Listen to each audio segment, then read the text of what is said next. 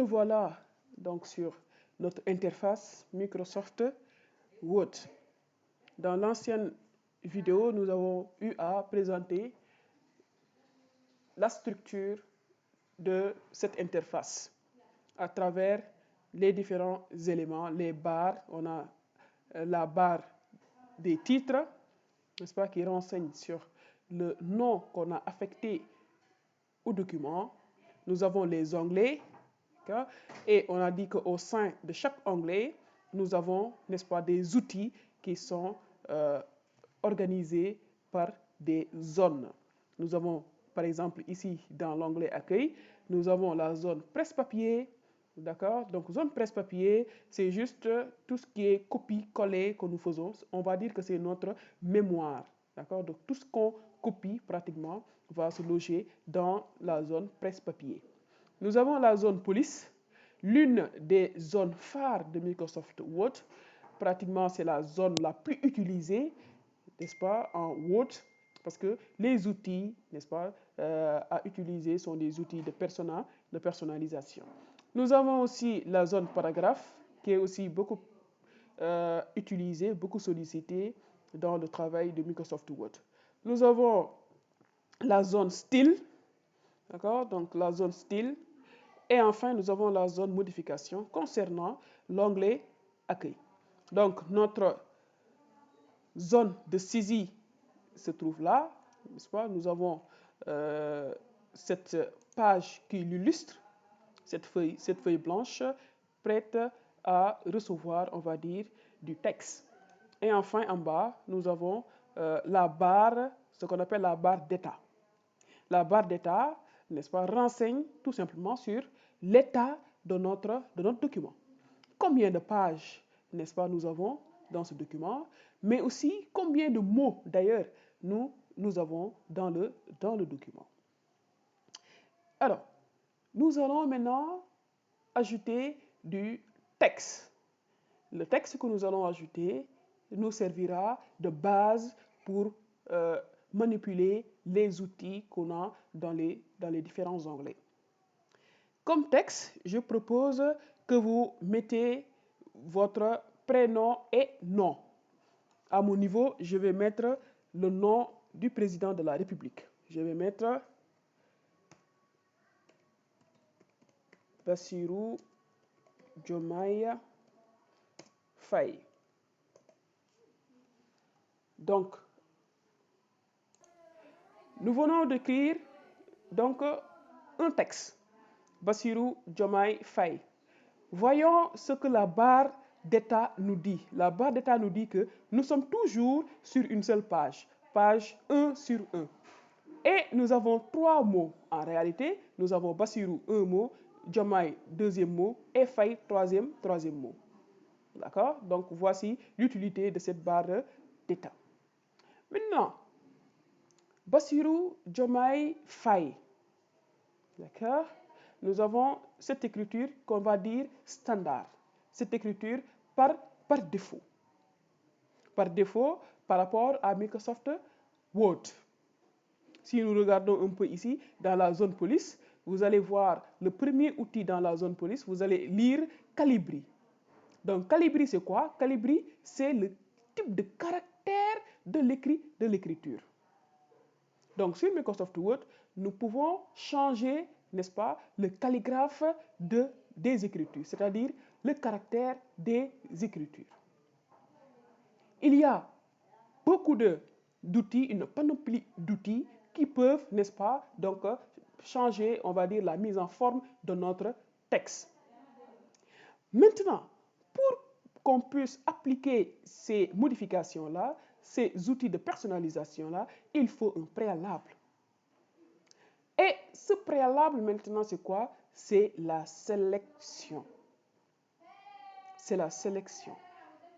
On ne peut pas changer, personnaliser, modifier. On ne peut pas personnaliser tout simplement un texte sans pour autant, au préalable, sélectionner le texte. Donc, nous allons partir sur la sélection, on va dire, de notre texte. Donc, pour sélectionner un texte, Nous avons plusieurs méthodes. Mais la méthode la plus simple, nous allons dire, consiste tout simplement à diriger son curseur, la souris, au début, on va dire, du mot. Au début du mot, on clique au début du mot jusqu'à ce que le curseur apparaisse. On voit le curseur en train de clignoter au début du mot. On va maintenant, à l'aide de notre curseur, notre souris, placer ce curseur-là au niveau, n'est-ce pas, du curseur qui clignote, au début en tout cas du mot. On va cliquer, on maintient notre clic, on clique, on maintient, et on glisse pour faire l'action de couvrir, n'est-ce pas, donc notre texte. Donc là, nous avons couvert tout notre texte pour dire que nous avons sélectionné notre texte. Une fois que notre texte est bien sélectionné, nous allons pouvoir maintenant utiliser les outils qui sont au sein, n'est-ce pas, donc des onglets. Nous allons nous intéresser premièrement à la zone police. La zone police, qui est la deuxième zone de l'onglet accueil, la zone police. Donc la zone police, c'est, on va dire, la zone la plus prisée, c'est la zone la plus déterminante dans Microsoft Word. On ne peut pas travailler dans un document à l'aide de Microsoft Word sans pour autant solliciter la zone police avec les outils qu'elle englobe.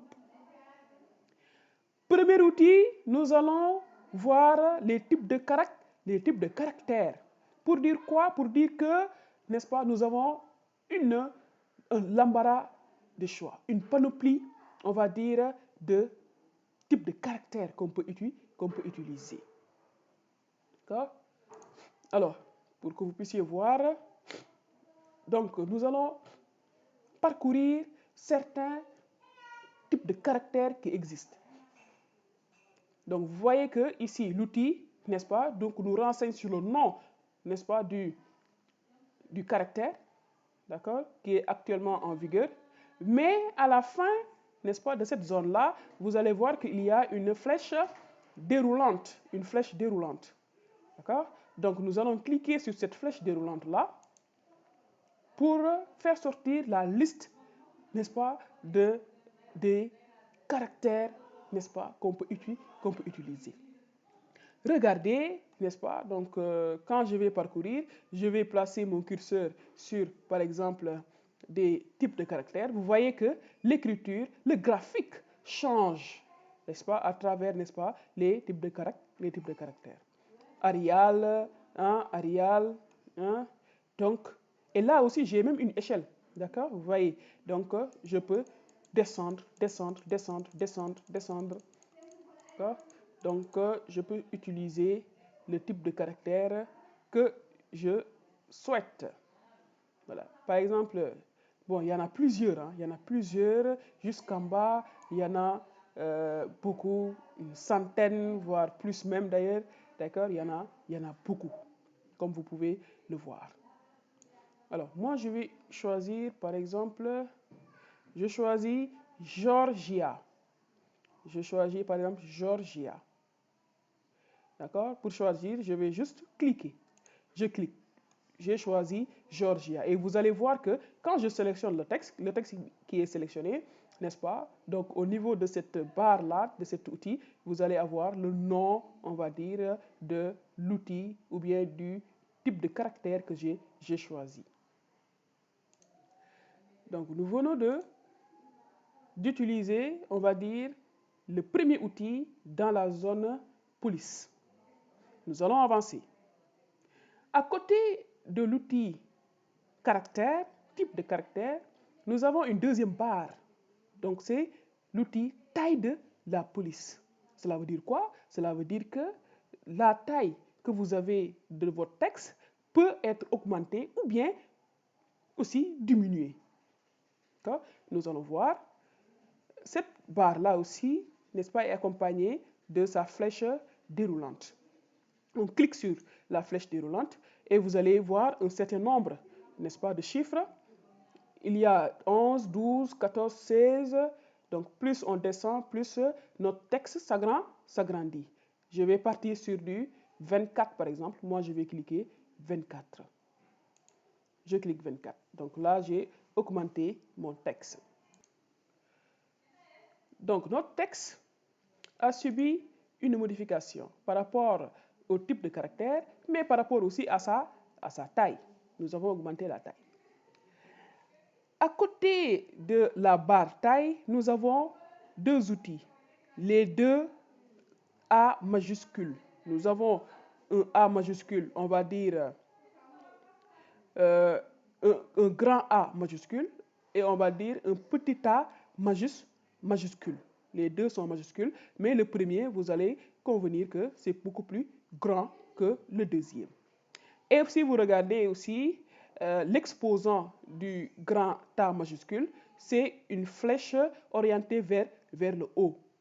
Et le deuxième A majuscule, d'accord, n'est-ce pas, a une flèche descendante, orientée vers le bas.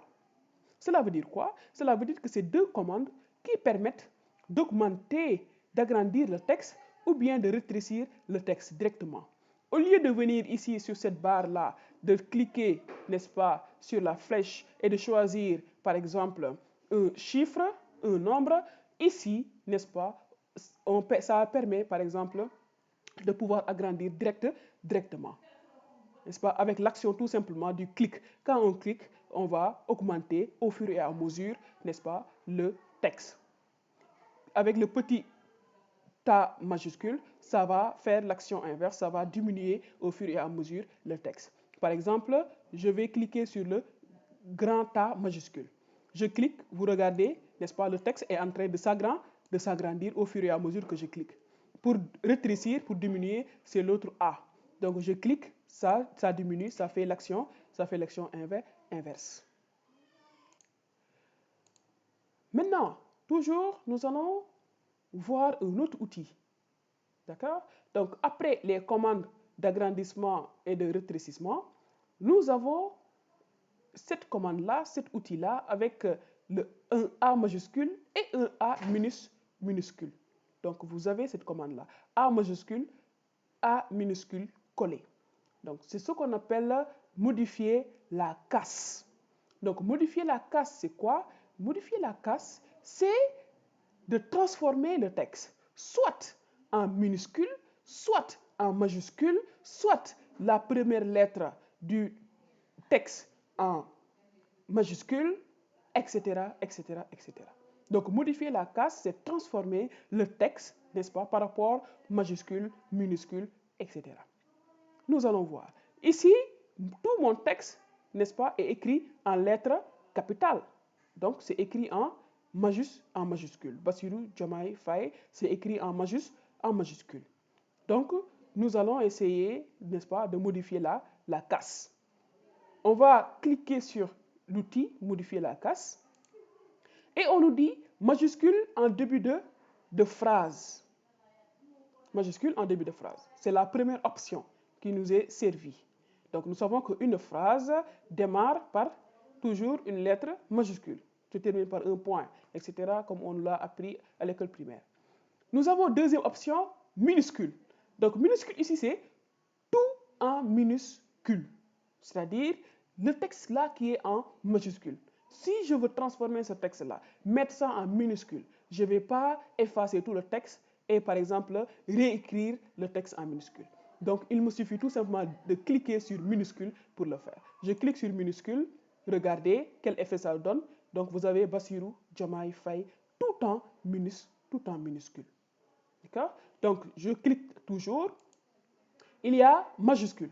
Donc majuscule ici c'est quoi? C'est tout en majuscule. Je clique et regardez, tout mon texte maintenant est redevenu en majuscule. Je clique encore. On me dit première lettre des mots en majuscule. Ici j'ai combien de mots? J'ai 3 mots. J'ai Bassirou Diomaye Faye. Donc on me dit ici première lettre des mots en majuscule. Cela veut dire quoi? Cela veut dire que la première lettre n'est-ce pas, du mot Bassirou, le B là sera en majuscule, le reste en minuscule. Diomaye, la première lettre D sera en majuscule, le reste en minuscule. Faye, la première lettre F sera en majuscule, le reste en minuscule. Cliquons pour voir l'effet que ça va donner. Regardez, donc Bassirou, le B en majuscule, le reste en minuscule, le D en majuscule, le reste en minuscule, le F en majuscule et le reste en minuscule. Donc, toujours dans cette zone police, nous allons descendre un peu. D'accord? On est toujours dans la zone police. Nous avons des lettres. Nous avons G, I, S. Alors, G, c'est gras. Gras, c'est quoi? C'est permettre de, comment dirais-je, rendre les écritures beaucoup plus foncées. Quand vous avez un texte, vous pouvez avoir par exemple des titres. Les titres, vous devez généralement les mettre en évidence. C'est-à-dire, vous pouvez mettre ça, n'est-ce pas? Donc, augmenter, on va dire, comment dirais-je, les caractères par rapport, comment dirais-je, les mettre ou bien les rendre beaucoup plus foncés, on va dire, pour que ça puisse faire contraste avec le reste du texte. Donc, quand on a, comment dirais-je, par exemple, un cours, n'est-ce pas, quand on dit chapitre 1, etc., etc. Donc, le chapitre 1, il est beaucoup plus lisible que le texte contenu dans le chapitre 1. Donc, c'est cette commande-là, gras, le G là, qui nous permet, n'est-ce pas, donc de rendre l'écriture beaucoup plus lisible, n'est-ce pas, en fonçant l'écriture. Donc, je clique sur le G, regardez, n'est-ce pas, l'écriture est beaucoup plus foncée, l'écriture est beaucoup plus lisible. Donc, c'est ce qu'on appelle donc gras. Donc, G, gras, donc ça met en évidence, on va dire, le texte. Alors, à côté du G, il y a I. Donc, vous voyez même le I, la forme, elle est en diagonale. D'accord? La forme oblique. Cela veut dire quoi? Cela veut dire que, n'est-ce pas, le texte va suivre la même posture, on va dire, de I. Donc, on va mettre le texte en oblique, on va dire en diagonale. Donc, par exemple, je clique, vous voyez, l'écriture est un peu penchée. Donc, c'est beaucoup plus utilisé dans le cadre, par exemple, des références. Par exemple, quand vous saisissez un texte, vous arrêtez, par exemple, sur une citation. Donc, les citations, généralement, on met ça en italique pour marquer une petite différence entre le texte qui vous appartient et, on va dire, la citation, peut-être qui appartient à un autre auteur, par exemple. Ça, c'est donc italique.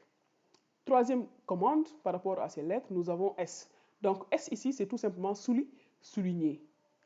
Donc pour souligner le texte, clique sur S et regardez, le texte il est souligné.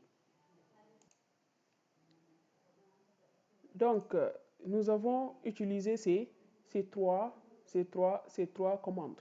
Maintenant, on a cliqué pour activer, on va dire, la commande. Pour désactiver, par exemple, il faut tout simplement revenir sur la commande et faire aussi un autre clic pour désactiver. D'accord? Par exemple, ici, je veux enlever l'italique. Je vais vous revenir sur l'italique qui est ici sélectionné, d'accord? Qui est ici activé, n'est-ce pas? Je clique sur italique et vous allez voir que mon texte maintenant n'est plus en italique. Mais le texte reste en gras, le texte reste en souligné. Donc, si je veux enlever, comment dirais-je, souligné, je vais cliquer encore sur S pour enlever souligné. Je veux remettre souligné, je clique encore sur S pour, n'est-ce pas, remettre, n'est-ce pas, le soulignement. Donc, de ces commandes-là, vous allez cliquer pour les activer, vous allez recliquer, n'est-ce pas, pour les désactiver. Alors, nous allons continuer. Ce qui nous intéresse ici, enfin, c'est cette commande-là. Le A majuscule avec une bande colorée en bas. Le A majuscule avec une bande colorée en bas. N'est-ce pas? Donc, c'est la couleur de police. C'est la couleur du texte. C'est la couleur du texte. Nous savons qu'en principe, par défaut, une écriture, elle est noire. On a même l'habitude de dire du noir sur du blanc. D'accord? Une écriture, elle est noire, on va dire, en principe. Mais rien ne nous empêche aujourd'hui de changer la couleur de notre texte, de notre écriture. Donc, la commande qui nous permet de changer la couleur de l'écriture, n'est-ce pas? Donc, c'est le A là. C'est pratiquement la dernière commande dans la zone police. Le A là avec la bande colorée. Donc, cette A là, n'est-ce pas, est accompagnée par on va dire la commande est accompagnée par une flèche déroulante. On va cliquer sur la flèche déroulante et nous avons une palette de couleurs. Donc, vous avez plusieurs couleurs, n'est-ce pas, qu'on nous propose. Donc, nous allons mettre le curseur sans cliquer pour tout simplement parcourir les différentes couleurs et voir quel est, on va dire, l'effet que ça va donner à notre texte. Donc là, je positionne juste le curseur sans cliquer pour parcourir les différentes couleurs et voir peut-être quelle couleur, n'est-ce pas, va mieux aller avec mon texte. Par exemple, moi, je vais cliquer sur le vert. Donc, mon écriture maintenant est passée en couleur verte. Nous allons toujours continuer à colorier notre texte, mais au niveau de notre texte, nous voyons bien que nous avons 3 mots. Nous avons Bassirou, nous avons Diomaye et nous avons Faye. Donc, tout mon texte actuellement est colorié en vert. Mais je peux, pour chaque mot, mettre une couleur différente. Ce qui me permettra de le faire, c'est juste avec la sélection. Donc, la sélection permet de cibler un élément, on va dire un mot, et de pouvoir apporter les modifications ou bien la personnalisation qu'on veut. Je vais sélectionner Diomaye, par exemple. Donc, pour sélectionner, on a dit qu'on met le curseur au début du mot. On clique, on maintient, on va couvrir en se déplaçant tout le mot qu'on veut sélectionner. On a sélectionné Diomaye. On vient au niveau de l'outil coloriage d'écriture. On clique sur la flèche déroulante. Je vais mettre du jaune. Regardez, il y a différence entre Bassirou et Diomaye. Alors, je vais faire la même chose pour le dernier mot, c'est-à-dire Faye. Je vais sélectionner Faye. Voilà. Je vais colorier ça en rouge pour donner verte, jaune et rouge. Donc, vous voyez clairement l'utilité de la sélection. La sélection permet de cibler, de spécifier l'élément à personnaliser. Nous avons terminé avec les outils usuels de la zone police. Nous allons passer à présent à la zone paragraphe. Donc, pour la zone paragraphe, nous avons aussi beaucoup d'outils. Parmi ces outils, nous avons à ce niveau ce qu'on appelle les outils concernant l'alignement. Donc, par rapport à l'alignement, nous avons d'abord la première commande qui permet de faire un alignement à droite, ou bien à gauche du moins. Après l'alignement à gauche, nous avons l'alignement au centre. Après, nous avons l'alignement à droite et enfin, nous avons justifié. Donc, cette dernière commande, justifier, nous n'allons pas la voir tout de suite, peut-être ultérieurement, parce qu'il va nous falloir ajouter du texte pour pouvoir, n'est-ce pas, donc l'utiliser. Nous allons maintenant expérimenter les différents types d'alignement. Donc, je vais sélectionner à nouveau tout mon texte. Je vais l'aligner, on va dire, à gauche. Donc, ça, c'est l'alignement de base, parce que nous savons que le français, n'est-ce pas, on commence à écrire de la gauche vers la droite. Donc, si je veux mettre ce texte au centre, d'accord, donc j'ai cette commande-là, la deuxième commande. Je clique, donc mon texte est aligné au centre. De même, si je veux l'aligner à droite, donc je clique sur la troisième commande, donc aligner à droite. Donc aligner à droite, on l'utilise beaucoup plus. Par exemple, dans une lettre de motivation, vous avez par exemple fait à Dakar, etc., etc. Donc ce texte-là, généralement, c'est aligné à droite. Ou bien tout simplement, quand on met signature ou bien l'intéressé, n'est-ce pas, on sait tous que ce texte-là, généralement, est aligné à droite. Donc nous allons retourner à l'alignement à gauche, donc qui est l'alignement, on va dire, par principe, par défaut. Alors, nous allons nous intéresser aux autres outils. Cette fois-ci, les outils qui sont un peu plus en haut, nous avons un certain nombre de commandes. Donc, pour mieux les utiliser, nous allons rajouter un petit texte. On rajoute ce texte-là. Dans ce séminaire, nous verrons les logiciels suivants. 2 points. Vous l'avez compris, dans le cadre de cette phrase, on sait nettement que nous nous apprêtons à citer des éléments. Or, on l'a expérimenté, on a vu ça quand on était en classe. Notre enseignant, dans ce type de situation, nous demandait par exemple d'aller à la ligne et de faire un tiré. Mettez un tiré ou bien astérix, etc. Donc, ce que nous mettons ici sur Word, on va l'appeler des puces. Donc, tout ce qui est astérix, tiré, nous allons l'appeler des puces. Donc, nous allons citer, par exemple, à notre niveau, les éléments. Ça y est, on a cité les logiciels. On a Word, on a PowerPoint et on a Excel.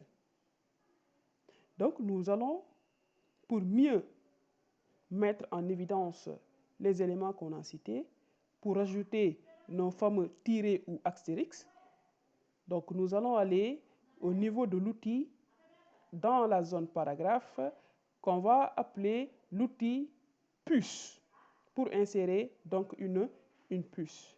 Mais rappelez-vous, avant d'utiliser une quelconque commande au niveau des onglets, il faut au préalable donc sélectionner les éléments. Donc nous allons sélectionner à partir de Word jusqu'à Excel. Voilà, nos 3 éléments sont bien sélectionnés. Donc nous allons rajouter, insérer une puce. Il y a la commande dans toujours la paragraphe, donc c'est la première commande tout à fait en haut. La commande puce est accompagnée de sa flèche déroulante. On va cliquer sur la flèche déroulante et on nous propose un certain nombre de puces. Donc, nous avons l'embarras du choix. On peut choisir la puce que nous souhaitons. À mon niveau, je vais choisir celle-ci. Donc, vous voyez que là, j'ai inséré une puce pour chaque élément que j'ai cité. Et vous voyez la disposition, l'alignement de ces éléments permet de mieux cerner, de mieux lire, on va dire, ces éléments. Donc ça, c'est l'insertion de puces. Nous allons toujours continuer. À côté des puces, nous avons la numérotation. Cela veut dire quoi? Cela veut dire que dans le cadre, par exemple, de mes éléments, de ma liste, on va dire, je peux ne pas vouloir insérer une puce, mais plutôt insérer des numéros. Par exemple, Word, je vais dire que c'est le petit 1. PowerPoint, c'est le petit 2 et Excel, le petit 3.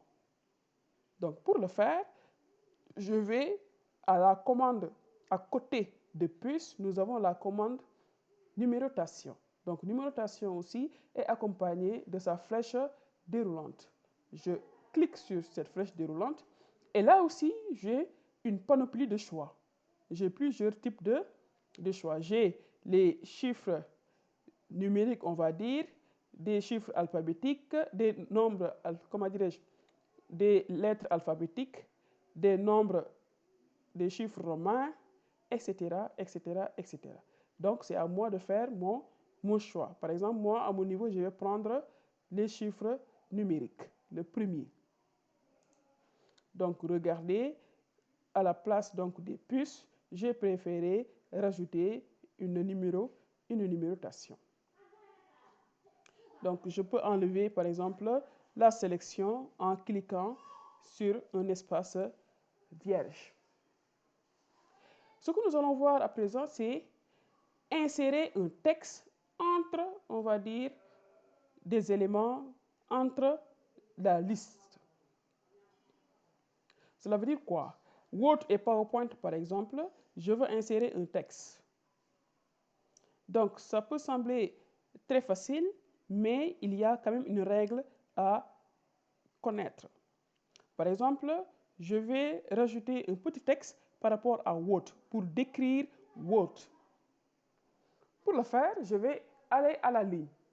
Évidemment, je clique mon curseur. Je vais aller à la ligne, donc je vais appuyer sur la touche Entrée. J'appuie sur la touche Entrée. Mais le problème qui se pose, c'est quoi? C'est qu'il y a la commande numérotation qui continue. Donc, quand j'appuie sur le bouton Entrée, Word croit que je suis toujours en train de citer des éléments. Raison pour laquelle j'ai ici numéro 2. Les autres se sont transformés en 3 et 4. Mais rappelez-vous, moi, je ne veux pas continuer la liste. Je veux juste, n'est-ce pas, décrire Word, expliquer ce qu'est Word, sans pour autant, n'est-ce pas, continuer, on va dire, la numérotation. Donc, pour aller complètement à la ligne, il faut juste cliquer à nouveau sur le bouton Entrée de notre clavier. Et regardez, n'est-ce pas, le curseur est bien revenu à la marge normale. Là, donc, je peux rajouter mon texte.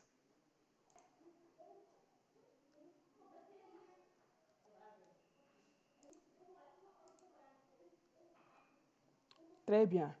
Donc, là, j'ai rajouté donc mon texte. Je vais faire la même chose pour PowerPoint aussi. Je vais décrire PowerPoint. Donc, même procédé. Je viens ici à la fin. Donc, j'appuie sur Entrée. Là aussi, toujours, PowerPoint pense que je continue la liste. Donc, pour aller à la marge initiale, je vais encore appuyer sur le bouton Entrée. Et là, n'est-ce pas, le curseur est revenu à la marge donc initiale. Je peux insérer le texte que je veux.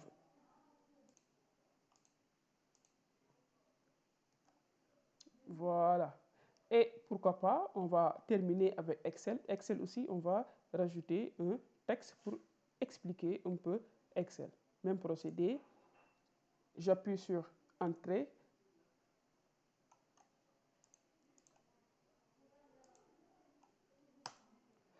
Donc ici aussi, nous avons la suite de la numérotation. Nous avons 4. Donc pour éliminer ce 4-là et revenir à la marche, donc toujours on appuie sur le bouton Entrée. Et là, maintenant, on est prêt à rajouter notre texte. Voilà. Donc à présent, vous savez utiliser maintenant les puces et la numérotation. Donc, c'est idéal pour lister, on va dire, des éléments. Maintenant, nous allons inspecter d'autres commandes, toujours dans la zone paragraphe. Donc, nous avons la commande qu'on va appeler ici la commande interligne. Donc, pour ce faire, nous allons saisir donc un texte et revenir utiliser cette commande. Voilà, donc nous avons ce texte-là, donc qui représente l'hymne national du Sénégal. Nous allons utiliser ce texte pour pouvoir inspecter le reste des commandes de la zone paragraphe. En l'occurrence, la commande interligne. Nous allons d'abord, comme toujours, sélectionner notre texte. Le texte est bien sélectionné. Nous allons maintenant voir ce que ça donne avec l'outil interligne. L'outil interligne, c'est tout simplement un outil qui nous permet de gérer l'espacement entre les lignes. D'accord? Donc, quand on clique sur cet outil-là, interligne avec les deux flèches opposées, quand on clique, nous avons des nombres, on va dire. D'accord? Donc, on a par défaut 1,5. 1,5, c'est la norme, c'est le principe, surtout dans le cadre pédagogique, didactique, on recommande de mettre 1,5 comme interligne. Parce qu'un texte doit être aéré, un texte doit être bien lisible. Les écritures ne doivent pas être trop serrées. Les lignes, donc, ne doivent pas être trop serrées. Donc, 1,5, donc, c'est la base. Mais on peut, n'est-ce pas, augmenter, par exemple, de 2,0. Vous voyez que l'espacement évolue 2,5 au fur et à mesure. Donc, l'espacement augmente entre les lignes. De même, si on utilise moins que 1,5, 1,15 par exemple, vous voyez que les lignes maintenant, l'espacement entre les lignes se rétrécit jusqu'à 1,0. Donc, vous voyez que maintenant le texte s'est carrément contracté. Donc, l'interligne permet tout simplement de gérer donc l'espace entre les lignes.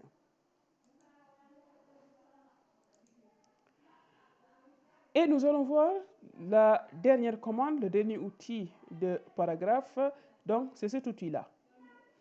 Cet outil s'appelle trame de fond, mais nous allons l'appeler, n'est-ce pas, le seau de peinture.